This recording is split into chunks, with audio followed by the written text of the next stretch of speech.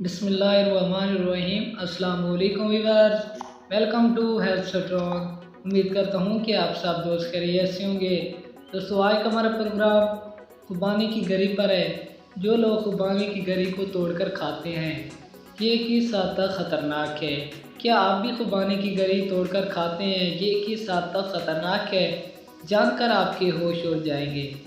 ہر پل غذائیت سے بھرپور ہوتا ہے، جس کو کھانے سے انسان اندرونی طور پر صحت مند رہتا ہے۔ جیسا کہ موسم گرما چل رہا ہے اور مختلف رسدار پھل اور اس موسم میں آتے ہیں جو آپ کھا کر لطف اندوز ہوتے ہیں۔ ایک ایسا ہی گرمی کا پھل جس کا نام خوبانی ہے، جو بہت ہی ذائقہ دار پھل ہے اور پاکستان میں لوگوں کی بڑی تعداد اس پھل کو کھانے کے شوقین ہیں۔ خوبانی کے بے شمار طبی فوائد موجود ہیں اور یہ نیا خون بنانے میں بھی اپنا کلیدی کردار ادا کرتا ہے، اور بہت سے افراد خوبانی کا بیج بھی توڑ کر بہت شوق سے کھاتے ہیں، کیونکہ اس کے بیج کا ذائقہ بالکل بادام کی طرح ہوتا ہے۔ خاص طور پر بچوں کو تو خوبانی کے بیج کا ذائقہ بادام جیسا ہی محسوس ہوتا ہے، اس لیے سخت خول کا دانت سے توڑ کر خوبانی کے بیج کو بادام سمجھ کر کھا لیا جاتا ہے، اور والدین بھی بچوں کو یہ سوچ کر نہیں روکتے کہ یہ ایک قدرتی شے ہے، اس کا کوئی نقصان نہیں ہوگا۔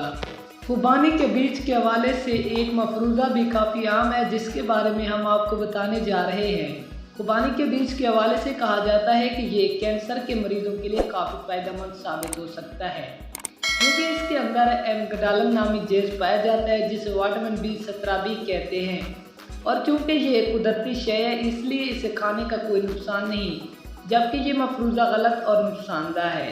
دراصل خوبانی کے بیج میں موجود ایمگڈالن نامی جیز جسم کے اندر جا کر کرسٹلائن زہر کی شکل اختیار کر لیتا ہے، جسے زیادہ مقدار میں کھانے سے موت واقع ہو سکتی ہے۔